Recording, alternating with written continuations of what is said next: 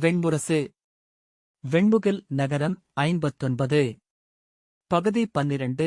நச்சுமலர்கள் 4. வாசிப்பது சந்தீப். ஹஸ்தவனம் என்ற பெயர் அதற்கு ஏன் வந்திருக்கும் என்று பார்த்ததுமே தெரிந்தது. சுதுத்ரியின் கிளைச்சிற்றாறுகளால் அந்தக் காடு பகுக்கப்பட்டு 5 பசும்பெறல்களென நீண்டிருந்தது. உயரமான மருதமரங்கள் நீரெல்லையில் கற்கோட்டை என எழுந்து குறுங்கிளைகள் விரித்து நின்றன. அப்பால் பச்சை குவைகளாக இலுப்பையும் அத்தியும் வேங்கையும் கடம்பும் செறிந்த காடு காற்றில் குலுங்கியது. அதனுள்ளிருந்து பறவையொலியும் நீரொலியும் கலந்த முழக்கம் எழுந்து கொண்டிருந்தது. சுதுத்ரியின் கரையில் அமைந்த பெரிய படகுத்துறையில் இருந்து பரிசலில் ஏறிக்கொண்டு நீரோட்டத்திற்கு எதிராக துழாவிச் சென்று பின் பாய்ந்து வரும் சிற்றாரின் வெண்பெருக்கில் மரங்களில் கட்டப்பட்ட கயிற்றைப் பற்றி இழுத்தபடி பரிசலை சுழற்றி சுழற்றி பாறைகளினூடாக மெல்ல மெல்ல உள்ளே செல்வதே காட்டுக்குள் செல்வதற்கான வழி. சிற்றாற்றில் வந்து சேரும் ஓடைகள் பாறைகளை ஓசையுடன் அரைந்து வெண்ணுரை எழுந்து பளிங்கு என வளைந்து குமிழிகளும் நுரைவலைப்பிசிறுகளும் சருகுகளும் மிதந்து சுழித்து எதிரே வர பரிசலில் சுழன்று மேலேறும்போது ஏறுகிறோமா விழுகிறோமா என ஒரு கணம் விழிமயக்கு ஏற்பட்டது. நீர் பெருகிய மலையோடை வழியாகச் சென்று பரிசலில் இருந்து இறங்கியபோது சாத்யகி தலை சுழன்று பேருருவ நாரையின் கால்கள் என வேர் விரித்து நீருள் இறங்கி நின்ற மருத மரத்தைப் பற்றிக் கொண்டு நின்றுவிட்டான். சூழ்ந்த காடு சுழல்வது போலவும் மண் நீரலைகளாக மாறிவிட்டது போலவும் தோன்றியது. கிருஷ்ணன் இடையில் கை வைத்து நின்று, இங்கிருந்தால் சிந்தையில் ஏதும் நிலைக்காது. செவிநிறைக்கும் இந்த பேரோசை அமைக்கும் தாளத்தில் சொற்கள் மீள மீள ஒழுகிக் கொண்டிருக்கும் என்றான். சாத்யகி விழிகள் பஞ்சடைய நிமிர்ந்து காட்டை நோக்கிய பின் குமட்டி ஓங்கரித்தான். காட்டுக்குள் இருந்து பீஷ்மரின் இளம் மாணவனாகிய ஓஜஸ் இலைகளை ஊடுருவி வந்து தலைவணங்கினான். பீஷ்ம பிதாமகரின் சார்பில் தங்களை வரவேற்கிறேன் யாதவரே என முகமன் சொன்னான். வங்கத்து இளவரசனை வாழ்த்துகிறேன். நலம் சூழ்க என்று மறுமொழி சொன்ன கிருஷ்ணன், பிதாமகர் என்ன செய்கிறார் என்றான். பிதாமகர் பேசாநெறியில் ஒழுகுகிறார். தங்கள் வரவை சொன்னேன். தலையசைத்தார் என்றான் ஓஜஸ். கிருஷ்ணன் செல்வோம் என்று சாத்யகியை நோக்கி சொல்லிவிட்டு காட்டுக்குள் நடந்தான். சிற்றோடை உருவாக்கிய இடைவெளி மட்டுமே அக்காட்டுக்குள் செல்லும் வழியாக இருந்தது. நீரில் நனைந்து நின்ற பாறைகள் மேல் தாவித் தாவிச் சென்றனர். சில இடங்களில் நீரைக் கடந்து செல்ல கொடிகள் கட்டப்பட்டிருந்தன. பசும்புதருக்குள் ஒட்டுக் கொடிகள் படர்ந்தேறப்படுத்திருக்கும் யானை போல் தெரிந்த பாறைக்கு மேல் பீஷ்மரின் சிறிய குடில் அமைந்திருந்தது. மூங்கில் தட்டிகளால் கட்டப்பட்டு களிமண் பூசப்பட்ட சுவர்களும் ஈச்சலை முடைந்து வேய்ந்த கூரையும் கொண்டது. அதன்மேல் காவிக்கொடி பறந்து கொண்டிருந்தது. கொடியணி வழியாக அவர்களை மேலே கொண்டு செல்கையில் ஓஜஸ், பிதாமகர் பெரும்பாலும் காட்டுக்குள்தான் இருப்பது வழக்கம். இன்று உங்களுக்காக காத்திருக்கிறார் என்றான். பாறையை சுற்றியிருந்த மரங்களின் இலைகள் அதன்மேல் நீரலைகள் என வந்து மோதி அசைந்து கொண்டிருந்தன. காற்று மேலே அலையெடுத்துக் கொண்டிருக்க குடில் வானில் பறந்து கொண்டிருப்பது போல தோன்றியது. குடிலின் முன்னால் மூங்கில் பரப்பி செய்யப்பட்ட திண்ணையில் பீஷ்மர் கைகளை இருபக்கமும் போட்டு கால் நீட்டி அமர்ந்திருப்பதை சாத்யகி கண்டான். 3 முதல் தெய்வங்களில் ஒருவரை நேரில் காண்பது போன்ற உளெழுச்சி அவனுக்கு ஏற்பட்டது.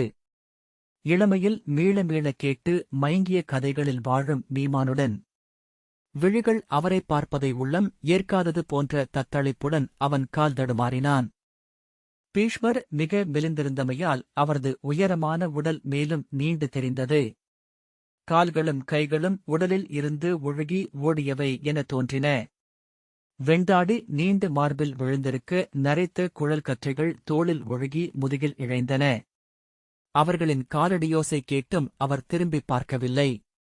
பேசானோன் பின்னால் நெஞ்சுள் அலைவது மிகுதியாகி அவ்வொழுக்கிலிருந்து விலகி மீள்வது அவருக்கு கடினமாகிவிட்டிருக்கிறது என்று சாத்யகி வைத்துக் கொண்டான்.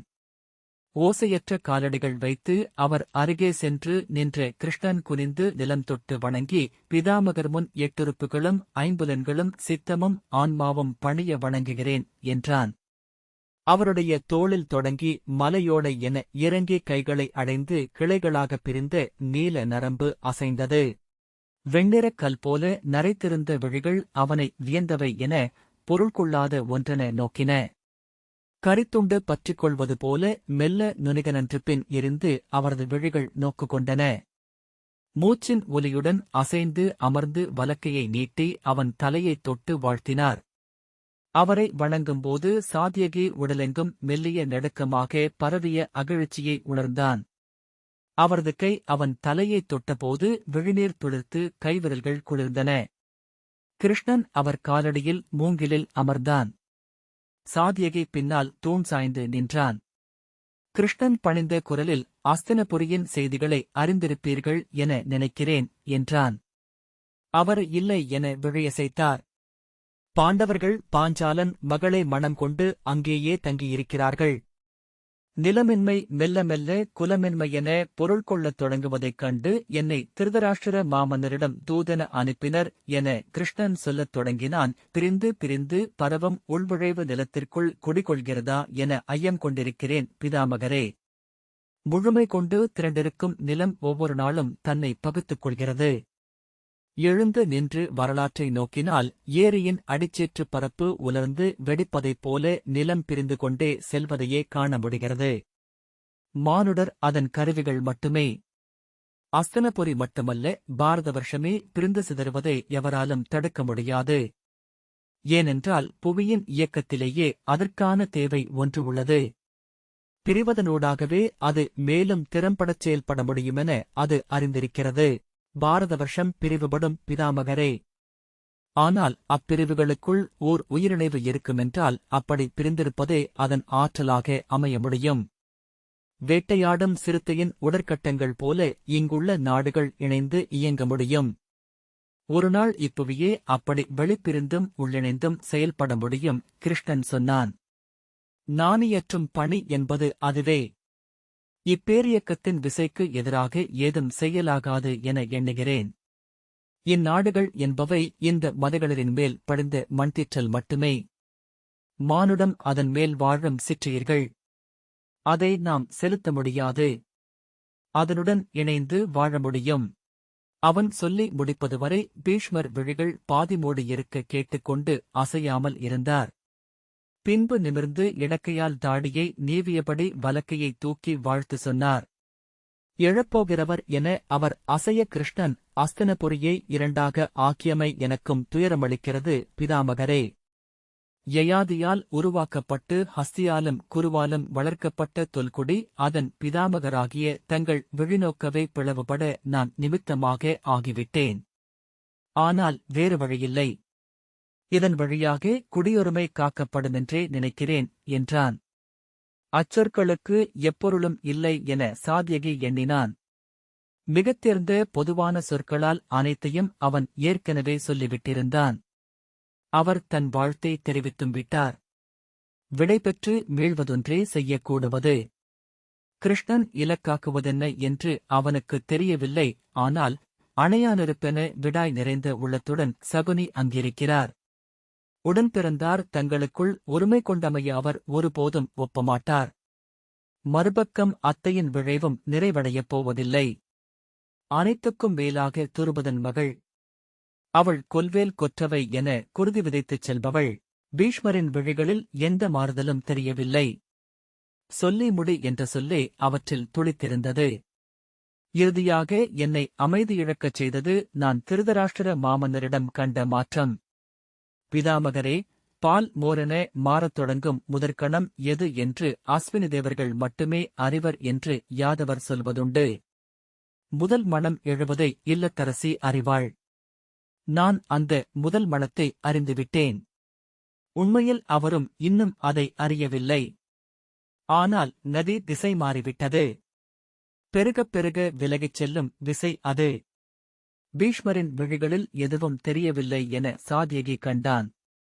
அச்சொற்களை அவர் கேட்கிறாரா என்று ஐயமாக இருந்தது. நேற்று முன்தினம் நான் குருகுலம் சென்று கிருபரையும் துரோணரையும் பார்த்தேன். திருதராஷ்டிரமாமன்னரிடம் உருவாகும் அகமாற்றத்தை இருபக்கமும் கரைகளென நின்று அவர்கள் கட்டுப்படுத்த வேண்டுமென்று சொல்லவே நான் சென்றேன். துரோணர் மும்முறை பழுத்த திருதராஷ்டிரர் என மாறியிருந்தார் பிதாமகரே என்றான் கிருஷ்ணன்.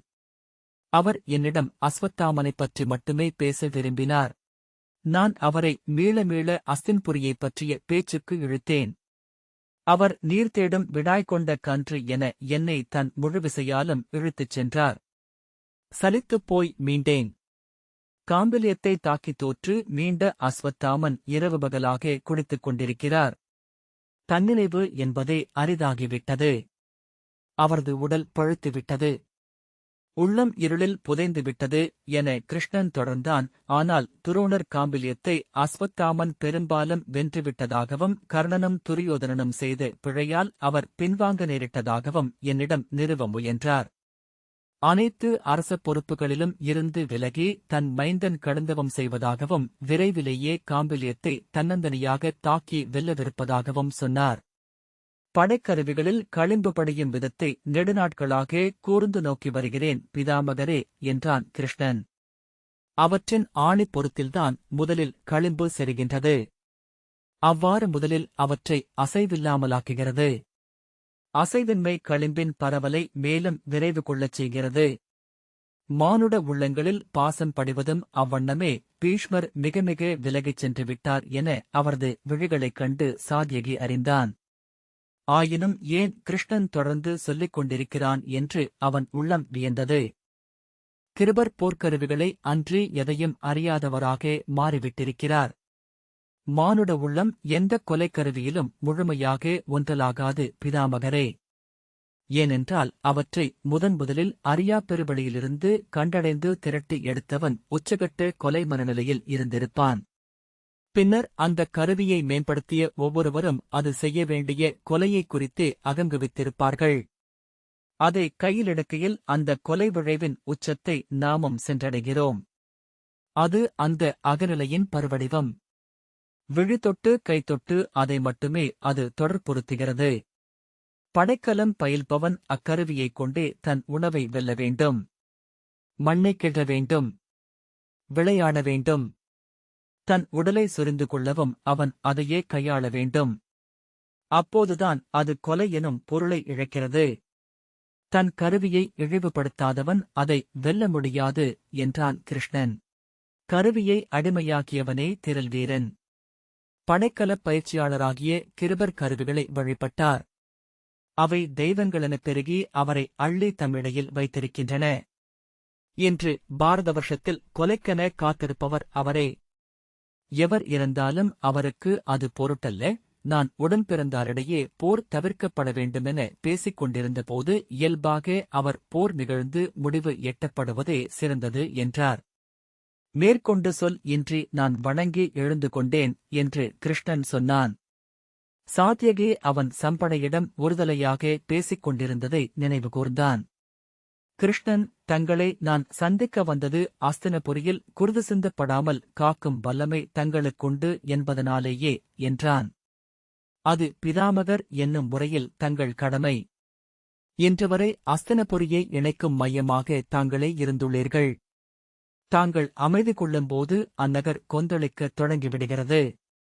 தாங்கள் நாடு திரும்பும் தருணம் இது என்று உணர்கிறேன்.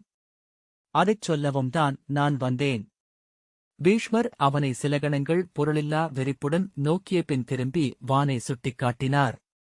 ஒளிதேங்கிய வெளியில் ஒரு சிறிய பறவை சுழன்று சுழன்று விளையாடிக் கொண்டிருந்தது. ஆம், நானறிவேன். தாங்கள் மெல்ல ஓடுக்குள் சுருங்கி வருகிறீர்கள். உதறவிழைகிறீர்கள். ஆனால் எந்தக் கனியும் உதிரும் கணத்தை தான் முடிவு செய்வதில்லை என்றான் கிருஷ்ணன். பற்று என எஞ்சுவது செயல்களின் விளைவுகளே. அதை தாங்களும் அறிவீர்கள். பீஷ்மர் கைகூப்பிவிட்டு எழுந்து திரும்பிச் செல்லப் போனார். கிருஷ்ணன் அவருடன் எழுந்து கூடவே ஒரு அடி வைத்து, இவர்கள் எவரும் திருப்பதியை வெல்ல முடியாது பிதாமகரே. தருமனின் அறநூலும் பீமனின் கதையும் பார்த்தனின் வில்லும் நகுலனின் சம்மட்டியும் சகதேவனின் வாளும் ஏந்தி அடைக்கலமும் அருளுமென கைகள் காட்டி அமர்ந்திருக்கும் பன்னிருப்புயத் தெய்வம் அவள் என்கின்றனர் சூதர். அஸ்தினபுரியின் மண் அவளுடைய தட்டகம் என்றான். சொல்லிக்கொண்டே பீஷ்மரின் பின்னால் கிருஷ்ணன் சென்றான். மண்ணிலிறங்கும் விண்விசைகள் பெண்ணுருக்கொள்வதையே விரும்புகின்றன. அஸ்தினபுரியின் கங்கைக்கரை நுழைவாயிலில் அம்பையன்னை கொடுவழிகளும் கொலைவேலுமாக காத்திருக்கிறாள் என்கின்றனர் சூதர். இவள் அனலுரு கொண்ட அம்பையின் ஆழி வடிவம் என்று இப்போதே பாடத் தொடங்கிவிட்டனர். சாத்யகி அறியாமல் தூண்மூங்கிலை பற்றிக் கொண்டான். பிதாமகரின் முதுகில், தோள்களில், கால்களில் எங்கும் எந்த அசைவும் தெரியவில்லை. ஆனால் கிருஷ்ணன் விரும்பியது நிகழ்ந்துவிட்டதென்று புரிந்தது. ஐவரும் மனம் கொள்ள வேண்டும். தார்த்தராஷ்டிரர்களுக்கும் துணைவியர் தேவை. தங்கள் கைதொட்டு மங்களனான் எடுத்தளித்தால் அவர்கள் நிறைவாழ்வு கொள்ள முடியும். அவர்களுக்குரிய மகளிரையும் தாங்களே கண்டடைந்து ஆணையிட வேண்டும் என்று திருதராஷ்டிரம் அத்தையும் விரும்பினர். அச்செய்தியை சொல்லவே வந்தேன். சொல்லடக்கி சிந்தை வென்று விடுதலை கொள்ள தாங்கள் விழைவதைக் கண்டபின் அதை அழுத்த நான் விரும்பவில்லை. என் கடன் சொல்வது அது ஆனது என்று கிருஷ்ணன் தலை வணங்கினான். அருள் விழைகிறேன் பிதாமகரே என்றபின் பணிந்தபடி திரும்பி விலகிச் சென்றான். சாத்யகி பீஷ்மரை ஒருகணம் நோக்கி தத்தளித்தபின் கிருஷ்ணன் பின்னால் சென்றான். கொடியணியில் இறங்கிய போது மூங்கில் குடில் வலி கொண்டது போல முனகியது. இலை தழைத்த காட்டுக்குள் கிருஷ்ணன் மூழ்கி மறைந்தான். அவனைத் தொடர்ந்து சாத்யகியும் இறங்கிக் கொண்டான். பசுமையில் புதைந்ததும் அகம் விடுதலையை அறிந்தது. கைகால்களை அதுவரை எடையுடன் அழுத்திப் பற்றியிருந்த காற்று விலகிச் சென்றதைப் போல பெருமூச்சுடன் அவன் ஓடையினுள் எழுந்த பாறை முகடுகளில் தாவித் சென்று கொண்டிருந்த கிருஷ்ணனைத் தொடர்ந்து சென்றான். பச்சை இலைகளால் ஆன குகை போலிருந்தது அப்பாதை. இருபக்கமும் தளிர்களும் மகரந்தம் செறிந்த மலர்களும் பல்லாயிரம் நாணுணிகளால் அவன் தோளையும் இடையையும் கால்களையும் தொட்டுத் தொட்டு அசைந்தன. காட்டுக்குள் இருந்து பெருகிய காற்று அந்த இடைவெளியில் திகைத்து சற்றே சுழிந்து மீண்டும் காட்டுக்குள் சென்றது. பாறைகளில் மோதிச் சிதறிய நீரின் துளிகளை அள்ளி இலைகள் மேல் வீழ்த்தி அவை ததும்பிச் சுட்டச் செய்தது. பாறைகள் அனைத்தும் பசும்பாசிப் பரப்பு கொண்டிருந்தன. அவற்றின் மென்மயிர் பரப்பில் துளித்த நீர்ச்சிதர்களால் புல்லரித்திருந்தன. எங்கு செல்கிறான் என சாத்யகி வியந்து கொண்டான்.